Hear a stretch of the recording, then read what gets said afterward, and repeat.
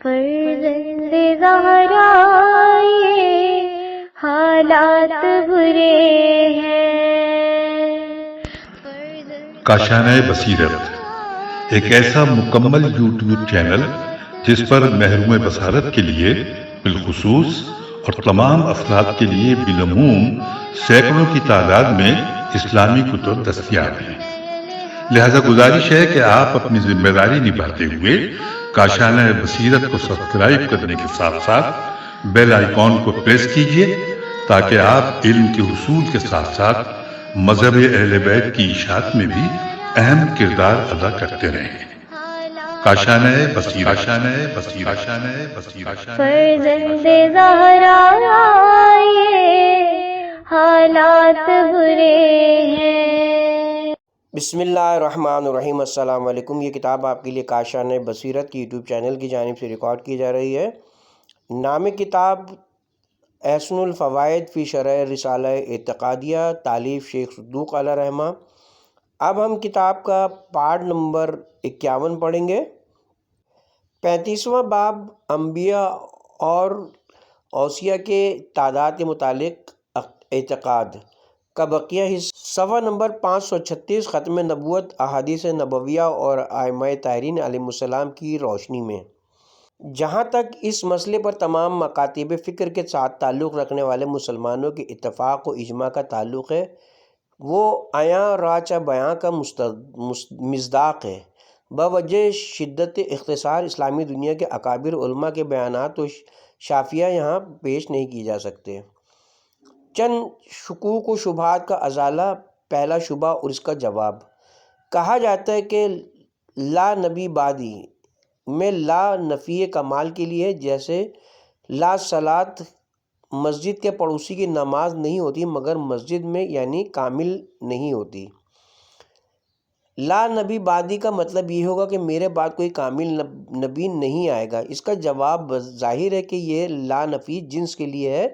اس کا حقیقی مفہوم جنس کی نفی ہے۔ اگر کسی جگہ کسی داخلی یا خارجی قرینے کی وجہ سے نفی کمال میں استعمال ہو تو اس سے یہ کب لازم آتا ہے کہ ہر جگہ یہی مجازی معنی مراد لیے جائیں، ورنہ اسی بنیاد پر کوئی تثلیث یا صنم پرست یہ کہہ دے کہ لا الہ الا اللہ کا مطلب یہ ہے کہ اللہ کے سوا کوئی کامل معبود نہیں ہے، تو معترض کے پاس اس کا کیا جواب ہے؟ اس طرح اگر کوئی منکر قرآن یہ کہہ دے کہ ذالک الکتاب لا ریب فیہ میں لا نفی کمال کے لیے ہے کہ قرآن میں ریب و شک کامل نہیں ہے، یعنی کچھ ناقص اور کمزور قسم کا ریب موجود ہے، تو معترض اس کا کیا جواب دے گا؟ جس دلیل کی بنا پر لا الہ الا اللہ میں لا کو نفی کے لیے قرار دینا ممنوع ہے، اسی دلیل سے لا نبی بعدی میں بھی ممنوع ہے۔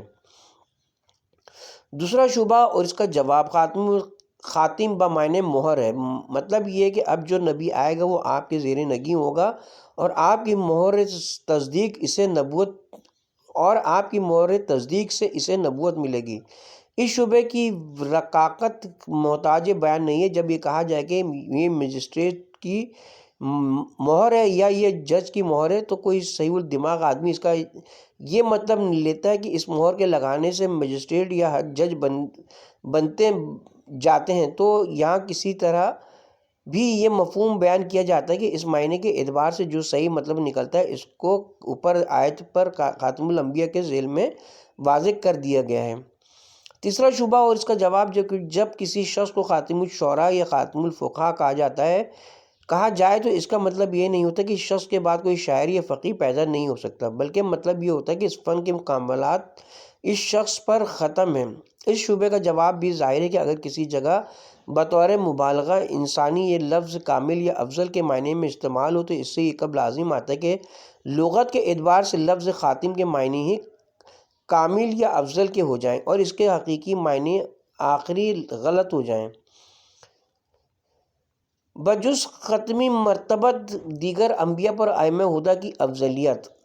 جناب رسول خدا صلی اللہ علیہ وسلم کی افضلیت پر ابھی اوپر تبصرہ کیا جا چکا ہے۔ اب یہاں ائمہ اہل بیت علیہ السلام کی افضلیت پر کچھ تبصرہ کیا جاتا ہے۔ ہمارے علماء متقدین کے درمیان افضلیت ائمہ بر انبیاء سلف کے بارے میں 3 قول تھے۔ پہلا قول یہ کہ یہ حضرات سوائے جناب خاتمی مرتبت کے دیگر تمام انبیاء علیہم السلام سے افضل ہیں۔ دوسرا یہ کہ انبیاء کرام ائمہ علیہم السلام سے افضل ہیں۔ تیسرا قول یہ تھا کہ انبیاء اولی العزم ان سے افضل ہیں، مگر دیگر انبیاء سے بزرگوار افضل ہیں۔ مگر متاخرین علماء اعلام کا پہلے قول پر قریباً اتفاق ہو چکا ہے کہ ائمہ اطہار سوائے جناب سرور کائنات صلی اللہ علیہ وسلم کے دیگر تمام انبیاء اولی العزم وغیرہ سے افضل و اشرف ہے، اور اس عقیدے کی صحت پر باکثرت دلائل موجود ہیں۔ ہم بنظر اختصار ذیل میں چند دلائل کی طرف اشارہ کرتے ہیں۔ دلیل اول، یہ امر اپنے مقام پر ثابت ہو چکا ہے کہ ائمہ اہل بیت علوم قرآن نیز رسول خدا صلی اللہ علیہ وسلم کے علم و فضل کے صحیح وارث و مالک ہیں، بمطابق آیت مبارکہ ثم اورثنا الکتاب الذین اصطفینا من عبادنا، معاف کیجیے گا، نیب المعدہ فرائد المسمتین وغیرہ۔ اور ظاہر ہے کہ حضرت کا علم تمام انبیاء مرسلین کے علم و فضل سے زیادہ اور علوم قرآنیہ تمام کتب سماویہ کے علوم سے افزوں ہیں، اور یہ بھی واضح ہے کہ معیار فضیلت کثرت علم مع العمل ہے۔ بنابراین حضرات ائمہ تعظیم علیہ السلام کو انبیاء و مرسلین سابقہ سے افضل و اشرف تسلیم کرنا پڑے گا۔ دلیل دوم، جناب رسول خدا صلی اللہ علیہ وسلم کا مشہور ارشاد ہے کہ آپ نے فرمایا، اگر خداوند عالم علی کو پیدا نہ کرتا تو میری بیٹی فاطمہ کا کوئی کفو و ہمسر نہ تھا، خواہ آدم ہو یا دیگر انبیاء۔ ظاہر ہے کہ جناب رسالت مآب نے رشتہ ابوت و نبوت سے قطع نظر کر کے یہ ارشاد فرمایا، اس سے روز روشن کی طرح واضح ہوتا ہے کہ جناب امیر المومنین ان انبیاء سلف سے افضل ہیں۔ اسی سے دیگر ائمہ اطہار کی افضلیت بھی ثابت ہو جاتی ہے۔ حضرت صادق علیہ السلام نے فرمایا، صابع بحر الانوار، اے ابو صباح، اس وقت تک کوئی شخص حقیقت ایمان کو پا ہی نہیں سکتا جب تک کہ وہ یہ یقین حاصل نہ کر لے کہ ہمارے آخری کے لیے وہی فضل و کمال ثابت ہے جو ہمارے پہلے کے لیے ثابت ہے۔ دلیل سوئم، یہ دلیل وہ ساحل یہ دلیل دراصل دلیل دوم کی ہی فرع ہے کہ ائمہ اہل بیت علیہم السلام کے علوم و کمالات انبیاء کے علوم و کمالات سے اتم و اکمل ہے۔ بکثرت احادیث میں وارد ہے کہ اسم اعظم کے کل 73 حروف ہیں۔ جناب آدم کو 25 حروف عطا ہوئے تھے، اور جناب نوح کو 15، جناب موسیٰ کو 50، جناب موسیٰ کو 5 حروف، اور جناب ابراہیم کو 8 حروف، اور جناب عیسیٰ کو صرف 2 حروف۔ اسی طرح کسی نبی کو 1 حرف اور کسی کو 2 الاحظ القیاس، اور انہی کے ذریعے سے ان کے کمالات بھی وقوع پذیر ہوتے تھے۔ لیکن جناب سرور کائنات کو 72 حروف مرحمت فرمائے، فقط 1 حرف خلاق عالم نے اپنے علم مخزون میں رکھا، اور جو اسماء حضرت صلی اللہ علیہ وسلم کو عطا ہوئے وہ حضرات ائمہ معصومین علیہ السلام کی طرف منتقل ہوئے۔ کتاب کے حوالہ اصول کافی، بہار، بحار الدرجات وغیرہ۔ اسی وجہ سے ان کے معجزات و کمالات زیادہ ہیں، لہذا ماننا پڑے گا کہ ان کا مقام انبیاء سلف سے بلند تر ہے۔ دلیل چہارم، جناب ختمی مرتبہ صلی اللہ علیہ وسلم کی یہ حدیث فریقین کی کتب میں موجود ہے کہ آپ نے فرمایا، سنن بہقی، عناب المعدہ وغیرہ، جو شخص چاہتا ہے کہ آدم کا علم و فضل، نوح کا حلم، ابراہیم کی خلت و محبت، موسیٰ کی ہیبت و جلالت، اور حضرت عیسیٰ کا تقویٰ و طہارت دیکھے، وہ علی ابن ابی طالب علیہ السلام کو دیکھ لے، جس سے افضلیت علی واضح و عیاں ہے، کیونکہ جو بزرگوار مختلف حضرات کے انفرادی کمالات کا جامع ہوگا وہ یقیناً ہر ایک سے افضل و اعلیٰ ہوگا۔ اور ابھی اوپر واضح کیا جا چکا ہے کہ سب ائمہ اہل بیت فضل و کمال میں برابر ہیں۔ دلیل پنجم، بصائر الدرجات، سابع، بحر الانوار وغیرہ کتب معتبرہ میں اس قسم کی متعدد احادیث موجود ہیں کہ تمام انبیاء کو اس وقت تک نبوت عطا نہیں ہوئی جب تک کہ انہوں نے خدا کی توحید اور سرور کائنات صلی اللہ علیہ وسلم کی رسالت کے ساتھ ساتھ ائمہ طاہرین کی امامت کا اقرار نہیں کیا۔ اسی طرح نامور کتب میں انبیاء اور ائمہ کرام کے مشکلات و مصائب میں نظرات قدسی صفات کو بارگاہ قدرت میں شفیع و وسیلہ بنانا بھی ثابت ہے، اس سے بھی ان کی افضلیت ثابت ہوتی ہے۔ ہم اس موضوع پر ایک مفصل و مدلل مضمون محمدیہ جنتری سرگودہ 1965 میں لکھ چکے ہیں، شائقین نے تفصیل اس کی طرف رجوع کریں۔ ازالہ شبہ، افضلیت ائمہ بر انبیاء مسلف کے متعلق ایک شبہ پیش کیا جاتا ہے کہ انبیاء کے برابر کسی اور کا ثواب نہیں ہو سکتا، لہذا کوئی غیر نبی کسی نبی سے افضل بھی نہیں ہو سکتا۔ یہ شبہ بچند وجہ باطل ہے۔ اولاً یہ مسلم ہی نہیں کہ معیار افضلیت کثرت ثواب ہے، کیونکہ قرآن سے تو معیار افضلیت کی کثرت علم و طاقت کا معلوم ہوتا ہے، لہذا یہ شبہ بنا فاسد بر فاسد کا مصداق ہے۔ ثانیاً یہ نظریہ کہ کبھی غیر نبی کا ثواب نبی کے برابر نہیں ہو سکتا، خود معترض کی روایات کے خلاف ہے۔ ان کی باکثرت روایت سے غیر انبیاء کے ثواب انبیاء سے زیادہ مرقوم ہے، چنانچہ احیاء العلوم میں مرقوم ہے۔ جو شخص اس غرض سے علم حاصل کرے کہ خدا کی خوشنودی کے لیے لوگوں کو حدیثیں سنائے تو خدا اسے 70 نبی کا اجر و ثواب عطا کرے گا۔ شیخ عبد القادر جیلانی اپنی کتاب غنیمت الطالبین میں لکھتے ہیں، جو شخص علم کا کوئی باب اس مقصد کے تحت حاصل کرے کہ لوگوں کو علم پڑھائے گا تو خداوند عالم اسے 70 نبی و صدیق کا ثواب عطا کرے گا۔ پس جب بنا بر روایات اہل سنت بعض عام افراد امت کا اجر و ثواب 70 انبیاء کے برابر ہو سکتا ہے تو ائمہ اہل بیت علیہ السلام کی افضلیت پر کیا اعتراض ہو سکتا ہے، جو صرف سادات امت سے ہی نہیں بلکہ خیر البریہ ہیں۔ ثالثاً بنا بر تسلیم کہ غیر نبی کا ثواب نبی کے برابر نہیں ہو سکتا، یہ حکم نبی اور اس کی امت کے لوگوں کے ساتھ مختص ہے۔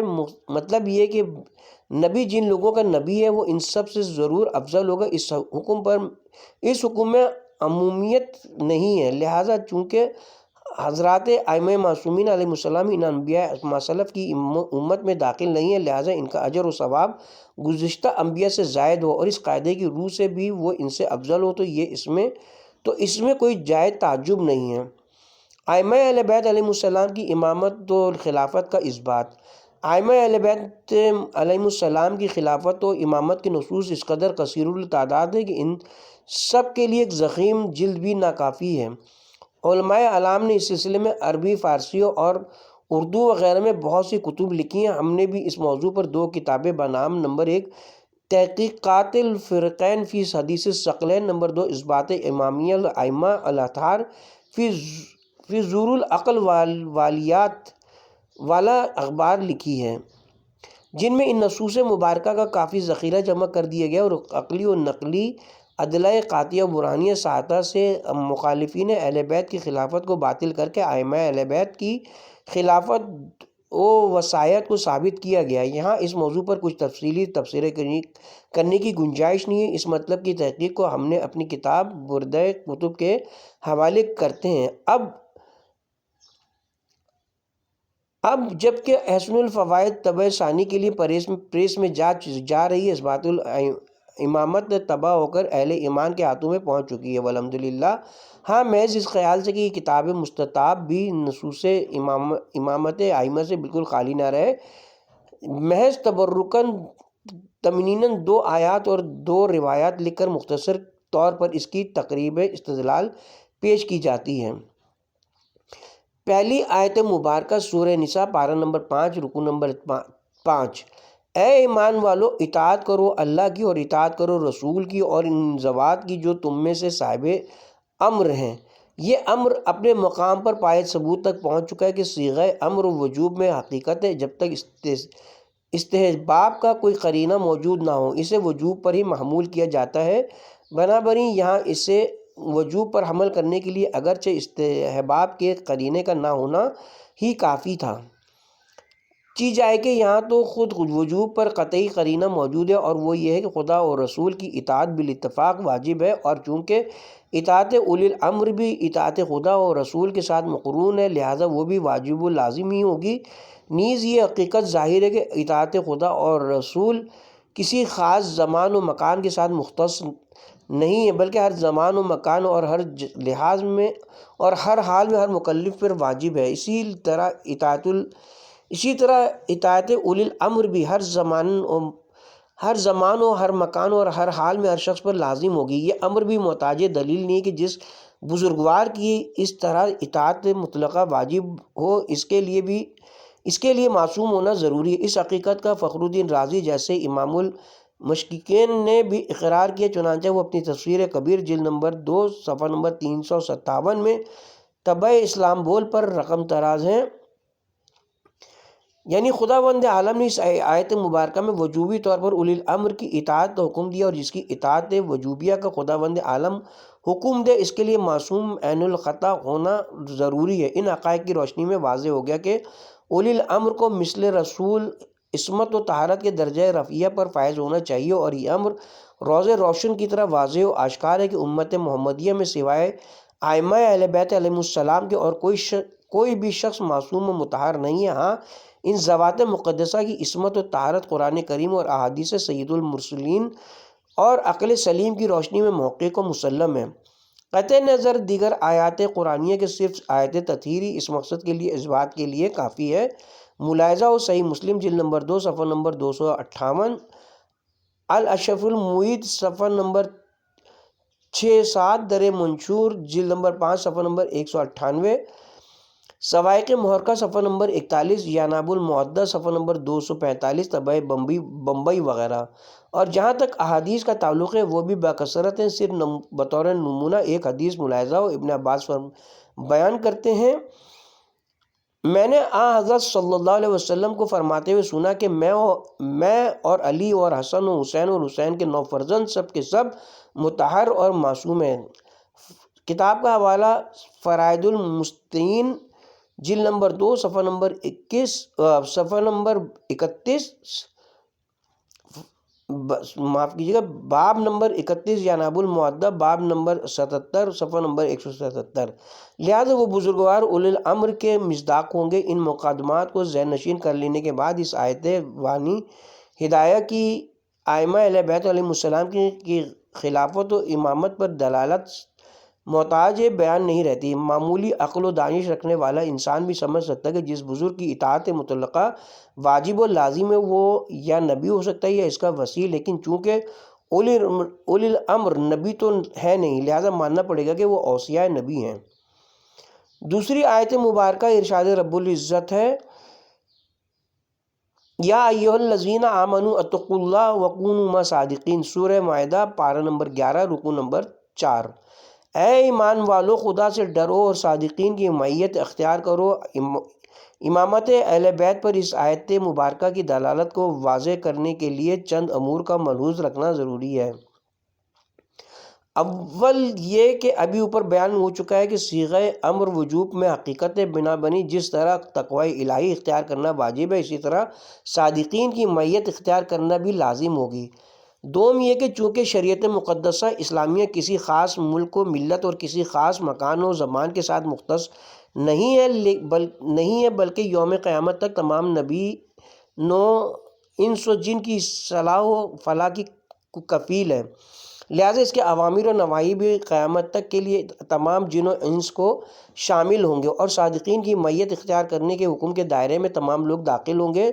سوم یہ کہ عقل سلیم یہ حقیقت تسلیم کرنے پر مجبور ہے کہ جن افراد کو یہ حکم دیا جا رہا ہے وہ اور ہیں، اور جن کی معیت اختیار کرنے کا ارشاد ہو رہا ہے وہ صادقین اور ہیں، ورنہ تابع و مقتوع کا اتحاد لازم آئے گا جو بدعتاً باطل ہے۔ چہارم یہ کہ ارباب دانش پر یہ امر مخفی و مستور نہیں کہ اس میت سے مراد میت مکانیہ نہیں ہے، بلکہ تمام اطراف و اکناف سے تمام مسلمان اپنے آپ کو صادقین تک پہنچائیں اور ہر وقت ان کے ہمراہ رہیں، جو کہ تکلیف مالا یطاق ہونے کی وجہ سے محض غلط ہے، لہٰذا ماننا پڑے گا کہ اس میت سے مراد میت روحانیہ یعنی میت فی العقول و عمل ہے، یعنی تمام مسلمانوں پر واجب ہے کہ اعتقاد و عمل میں صادقین کی اتباع کریں۔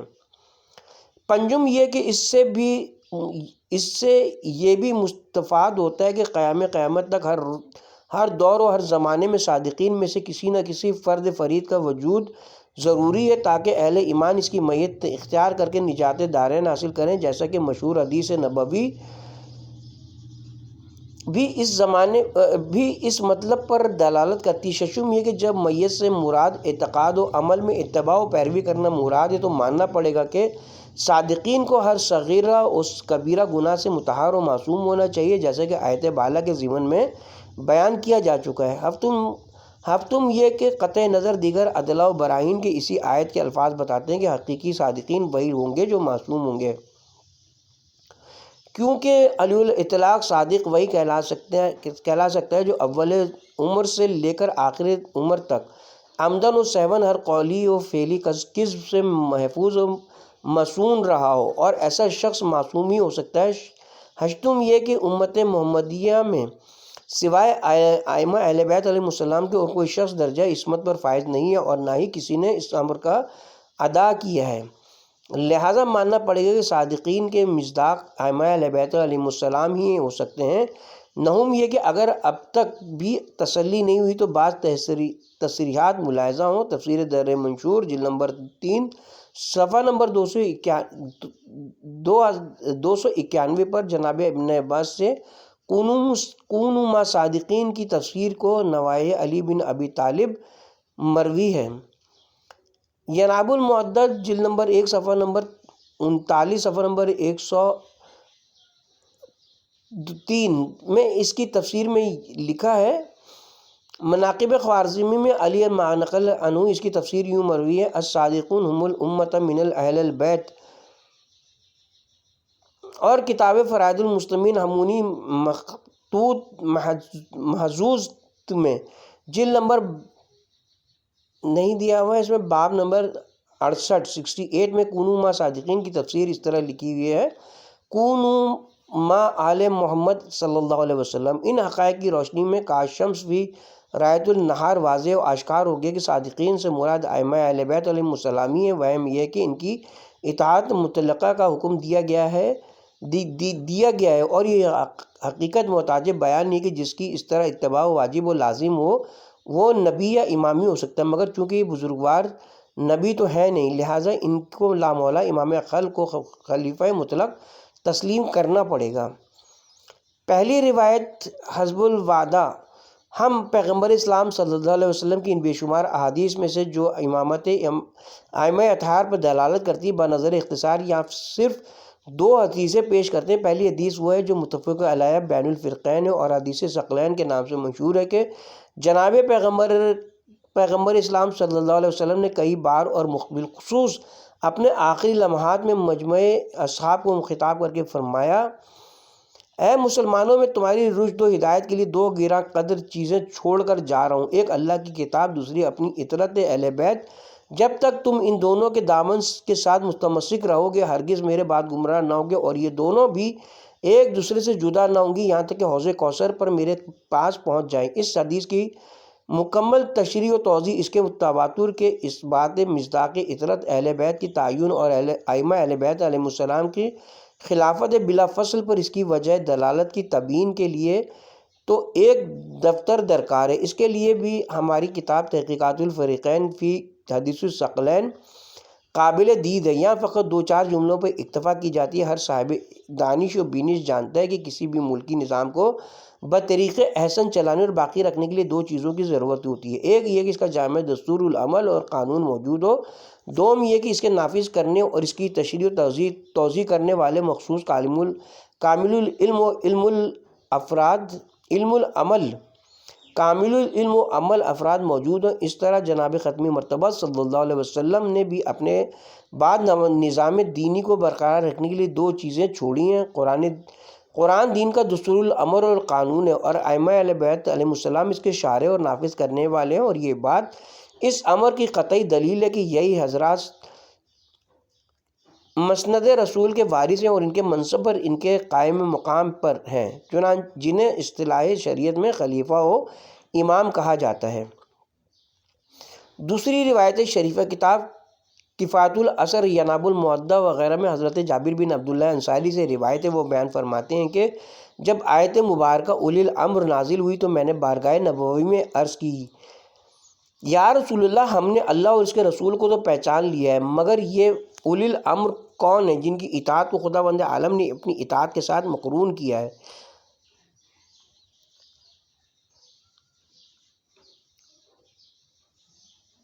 اس حدیث کا مطلب اس قدر واضح و آشکار ہے کہ ترجمے کی بھی ضرورت نہیں ہے۔ پس جب سرکار ختمی مرتبت نے اپنے حقیقی خلفاء و اوصیاء کی نام بنام معرفی کرا دی، تو اب بھی ان کی خلافت و امامت کا اقرار و اعتراف نہ کرنا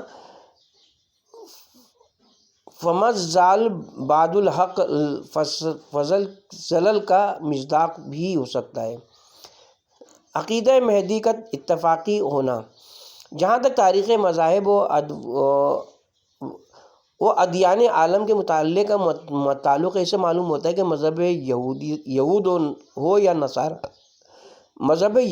یا نصارہ، ہندو ہو یا زرتش وغیرہ، غرض کے تمام مذاہب و ادیان میں کسی نہ کسی رنگ میں ایک مسلح اعظم کے آنے کا تخیل موجود ہے۔ بالخصوص اہل اسلام کا تو حضرت مہدی کے حضور پر اتفاق ہے۔ ہاں یہ اور بات ہے کہ اس کی بعض خصوصیات میں قدر اختلاف ہے۔ عقل سلیم بھی یہی فیصلہ کرتی ہے کہ جس مذہب کی بنیاد ہی خدا کی قدرت اور عدالت پر ہے، بائیں دنیا میں ظلم و جور، باطل پرستی اور حق کوشی کا دورہ ہے۔ اس لیے اسی دنیا میں ایک ایسا دور ضرور آنا چاہیے جس میں صفحہ عالم سے ظلم و جور حرف غلط کی طرح مٹ جائے اور عدل و انصاف کا دورہ ہو۔ یہ مقصد جناب صلی اللہ علیہ وسلم کے ظہور کے وقتی کما کہو پورا ہو سکتا ہے، جیسا کہ نبی اکرم صلی اللہ علیہ وسلم نے ارشاد فرمایا ہے، اگر عمر دنیا کا فقط ایک ہی دن باقی رہ جائے تو خداوند عالم اسے اس قدر دراز کر دے گا کہ میرے اہل بیت میں سے ایک شخص مابعوث ہو جو میرا ہم نام ہوگا، جو زمین کو عدل و انصاف سے اس طرح بھر دے گا جس طرح وہ پہلے ظلم و جور سے بھر چکی ہوگی۔